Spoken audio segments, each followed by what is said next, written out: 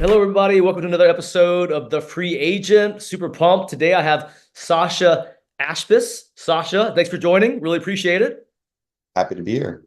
Yeah, so this topic is super interesting to me, and I've got some personal background here, and I'll kind of frame this up. But prior, so you've had a myriad of engineering roles over the last 17 years, starting as like a software developer, moving all the way up to CTO, and now you're out on your own as a fractional CTO, but also a technical coach, right? And what's really cool about today's topic is we're going to talk about how non-technical founders can actually start or create a software product without a technical co-founder. So thanks so much for joining. Really appreciate it. Yeah, once again, happy to be here. I guess I can just jump into it. The people I work with, not exclusively non-technical founders, but I'll keep it on topic for today, is Sure. most founders I work with, if not all, have a very strong bias towards action. It's probably what makes them a founder, maybe a requirement, actually, if we're going to Yeah. be honest about it. However, that sometimes can bite them when they're outside their area of expertise. Like if they're not technical, they're trying to build something. They want to start as soon as they can, build it as get it out, get it out the gate as fast as possible, which at a high level kind of makes sense, but at a low level, I do kind of make the analogy of like, I want a house, three Mhm. bedrooms, two bathrooms, go. Right. Well, that's not quite enough information for even the best intentioned general, GC or engineer to build. Usually what then happens is because they're not hiring an internal dev team, not that this would solve all of that, is a dev shop is a contract shop. You're like, I want a house. Right. Oh, we're going to charge you X, and you're going to get something. But Right. what are you going to get? Is it the vision? Can they read your mind? The answer to that is almost always no. Right. And sometimes in the worst case, you get almost nothing. You're a long way down the road. Lots of money has been spent. It's nowhere in the vicinity of what you want. I've unfortunately run into this. Done that. Typically, people reach out to me when they're 6 months to a year down the road, and I'm hearing the horror stories. Right. So I think that's a good segue into like where's the actual starting point? Because you're positioning yourself, which I think is very interesting, and I wish I met you 7 years ago.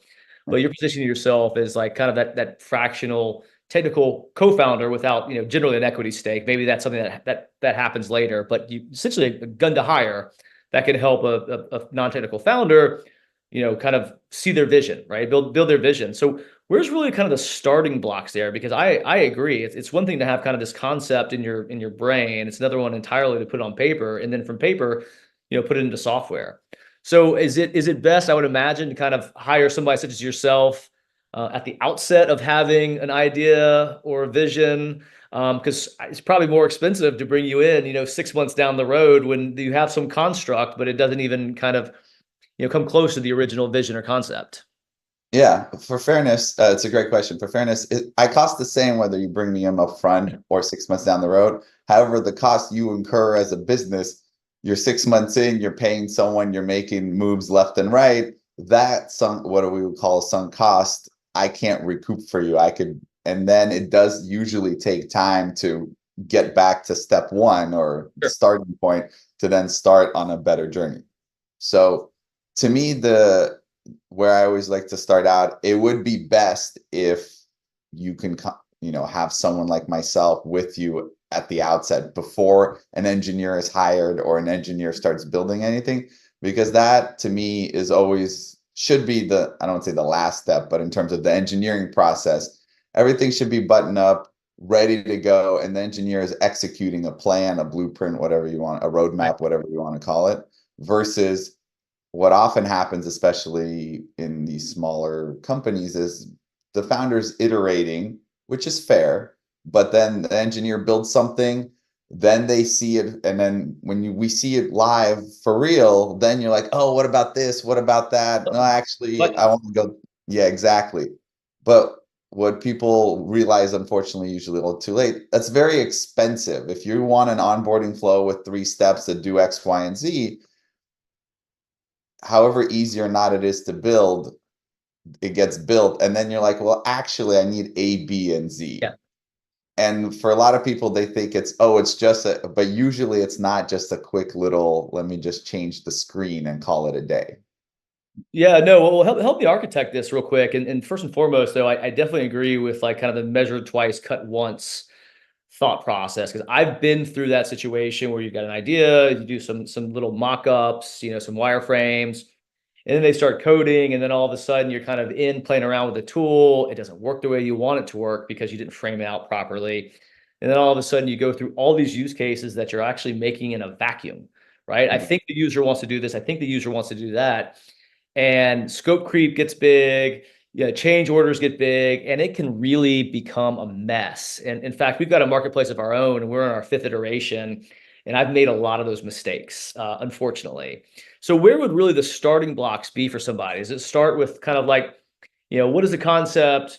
What's the budget? And then would somebody like such as yourself help with like the wireframing, help determine kind of like, is it better for nearshore, onshore, offshore? Like, talk to me kind of at a very, very high level from like the starting block. I've got an idea and I want the software system to do X, Y, Z. Where do we go? I think it's a great question, and I even in your question, if I can just nitpick a little, I Mhm. see that non-technical founder mentality because you already even in your question, you already are we nearshoring, are we Oh, offshoring, yeah. or you're already building. You Cost, cost, costs. exactly we're already talking hypothetical product app, and we're already where's the engineer that's going to build it, and that's where I try to the best of my ability to slow the founder down, and I start off with this. No one is going to have a better idea. That doesn't mean no one can have good input, but this is your vision. No Mhm. one's going to have the know it better than you. That means my job is to help you get it out of your head and get it to life, but that doesn't mean to an engineer to build. Eventually, I don't want to say Right. that never happens, but so step one, whether it's with me or somebody else, I strongly encourage someone to hire a designer, a UX designer that you work with one-on-one for as long as it takes. And sometimes that could be a week, sometimes that could be months. It really depends on the complexity of the product, where they put it in Figma, and Figma is a very great tool. It's definitely, there's been other tools, but Figma's kind of won the game for now. Has the ability to do rapid prototyping. So once you get the screens, the layout, the color scheme, now that takes time. That's not a trivial task. I don't want to downplay it. But once you get it, you can, or the designer can help set up what they're called hot zones. But effectively, it looks like you click buttons. They're not real buttons, and you navigate your app, your website, your whatever you're building, and you could put it in front of you, a prospective user, friends and a familiar face. So not like put it out to the world, but friends and family. Ideally, a prospective client. Of course, it depends on is it a consumer app or an enterprise app, but in a marketplace, in your case, I would want a handful of one side of the marketplace and the other side. So it works for both because sadly, I've seen it in marketplaces where, oh, it works great for one side, but then the other side of the marketplace doesn't show up. And then you don't really have a marketplace. Marketplace, right? So that is what I strongly advocate is work with the designer. I help you work with the designer to iterate as fast as possible, as much time as you can, / how much you're willing to pay to what you need. But at the same time, because I'm not incentivized, and this is a strong thing, a dev shop is incentivized to, I mean, it's kind of like lawyers, billable hours. They're Right. never going to be like, hey, we could build you half of this and it's really good enough. Are you sure you need us to build the whole thing? And again, no malicious intent on their side. You come up and you're like, I want this. And they're like, happy to build it for you. Right. Whether they execute or not, that's a whole different story. But let's say happy path they do. But what I would become along is ask the why questions is why do you need this? Is 80% of this good enough to launch, to validate with customers, go sign your initial contracts or generate that revenue or not? And the answer is who knows? And this is what I mean by this bespoke approach where we need to talk it out and it Sure. needs to get fleshed out. Yeah, and I think too, a lot of folks, at least I did, I certainly didn't when I first started my company, but it's an iterative process, right? I mean, you don't typically like, I mean, if you look at like Facebook and LinkedIn and what those things were when they started, very, very different from where they are currently. And so, kind of having these different iterations, different launches, is very, very important. Can you talk to a little bit about kind of, what the flow is? So we've got, UX design, you got the wireframes, maybe you're kind of going through some use cases with some potential clients.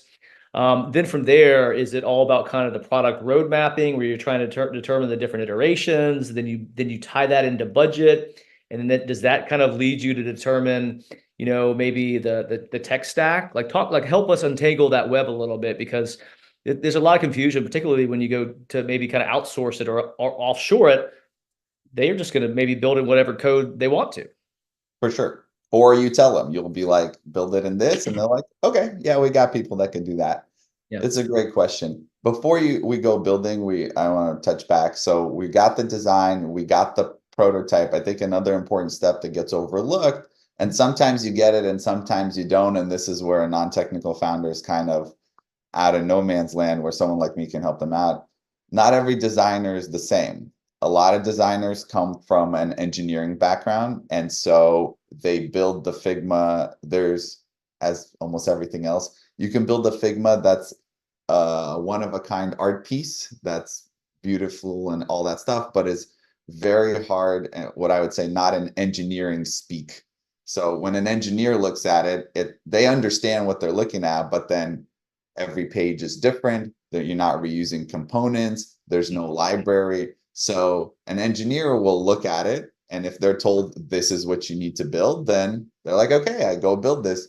But if the buttons are reusable, if the menu items are reusable, not only do I think that gives a better look and feel because it's consistent across your app, website, or whatnot, but more importantly, the engineer can build it faster, even though it looks like it's still 5 screens.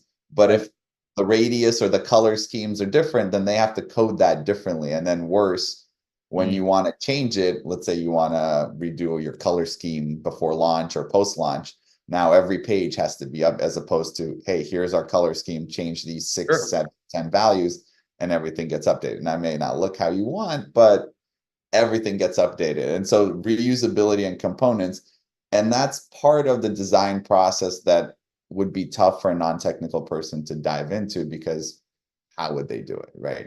But someone like myself, I can audit or keep track over how, remind the designer that we're not building one of a kind art pieces. This is an engineering project. We want Lego blocks that are reusable, that get the job done. So, Once we get there and everyone's happy, and by everyone, I specifically will start with the founder, it looks, the question I always had, this is what ready means to me. We go through the Figma prototype, and you, to the best of your ability, let's say we're working on V1, there's no app yet. If this gets built as you see it, you're confident you can accomplish your business goals, whatever they are. Sign 1 customer, sign 100 customers, generate X content, whatever it is. We got to get to that. And then it's like, and then the engineering will build this. Not we'll see. And of course, there's no guarantees, but you feel confident enough to embark on this.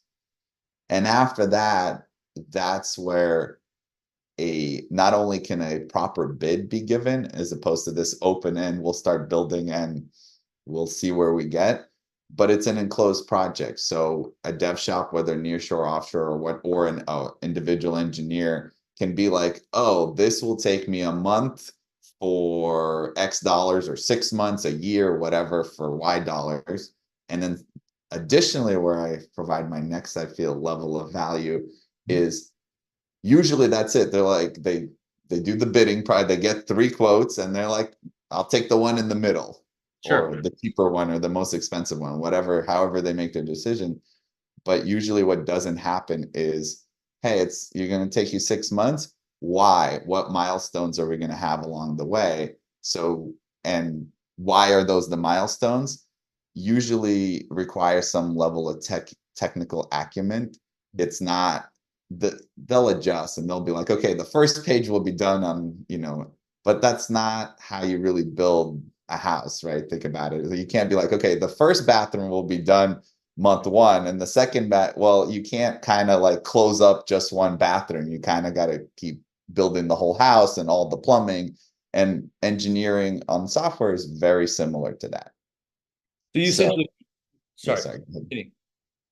I was going to say just establishing the milestones, explaining and aligning on what they are and do they make sense. And someone like myself can help check or flush out for the founder that what they're saying is reasonable. Because I've seen ambitious engineer be like, oh, that could be done in a week. And I'm like, no.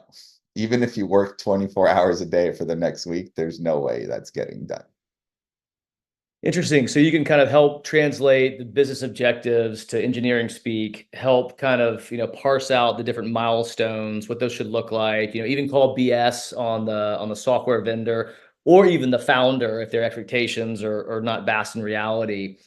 What about like code review and like, making sure the software stack is kind of future proofed? Because I feel like a lot of these software projects are kind of penny wise, dollar foolish. And so you go down these paths where you're trying to go cheap, cheap, cheap, but in the long run, you end up spending as much money or maybe even more money than you could have initially. So somebody such as yourself would kind of sit down in those, I guess, early engineering discussions and make sure that the software stack is optimized for what the company's looking to build.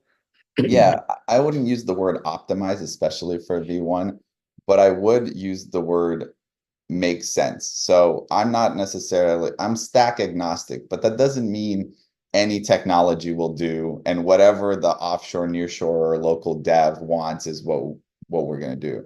What I advocate, especially for V1, is you have to accept that most likely it may not be a V2 or V3, but the majority of this is going to get scrapped and redone because you're going to change your mind.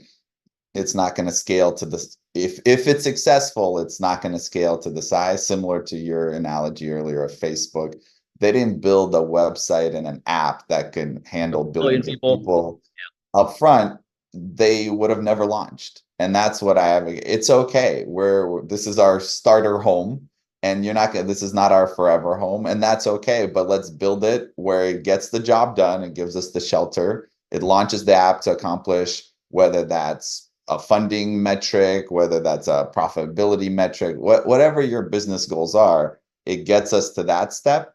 And in terms of technology choices, I usually encourage to whoever's building it, let them pick the stack, but they need to justify why they're picking it. So if it's, and I've literally heard this, oh, this is a passion project that I'm working on. I'm like, no, that's not going to work. We need common tools that if this engineer dev shop or whatnot is not going to work on V2, or we need to switch them out in the middle of V1, or one of their engineers needs to go to a different project, or they're not working out for us, it's a common technology that someone else is not going to need to now learn not only the what we're building our app, but also the technology stack they have to pick up as well.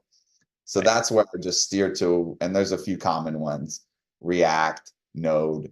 If you want Python, Java is on the outsearch, but fine, right?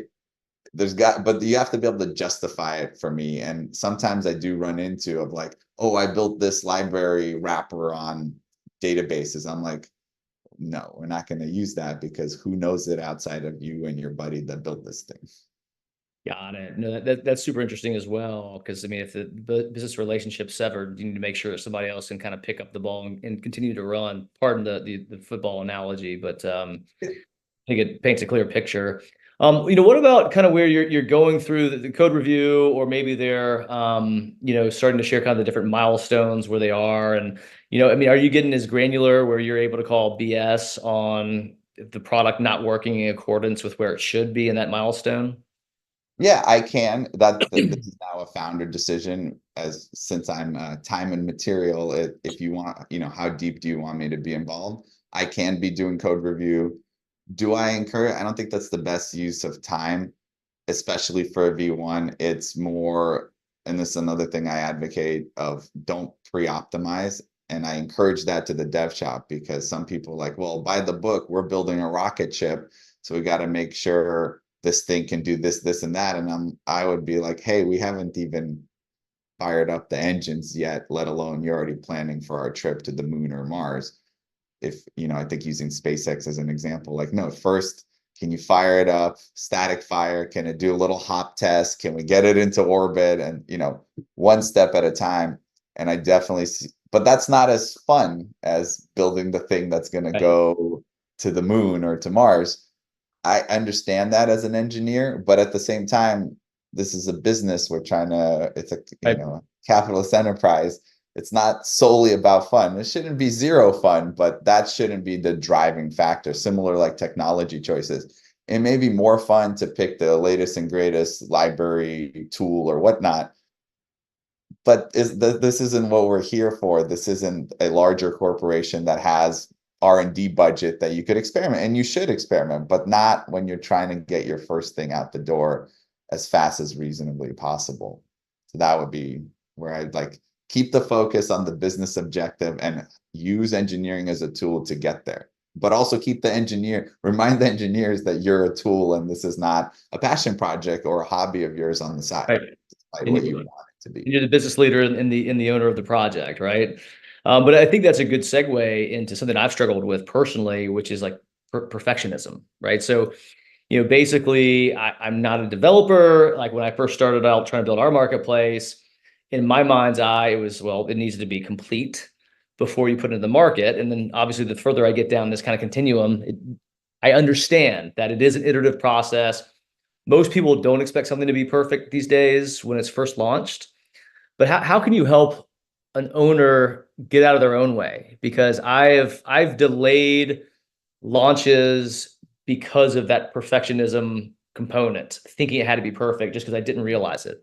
Talk to me a little bit about that, and maybe that's out of scope for your role, but I'd love to hear your No, thoughts. totally not out of I've scope. It's a struggled with. very common thing I deal with, and that's the reality. As someone that likes things to be right or Mhm. perfect myself, I can empathize with the founders. But the the thing I would always ask is, what is our goal? Is our goal to launch this and make a profit, or is our goal to make the perfect whatever it is? And this is one of those like, yes, if you're an artist and you're building your one of one painting, statue, whatever, it's got to be perfect. You're not going to unveil it until it's really done.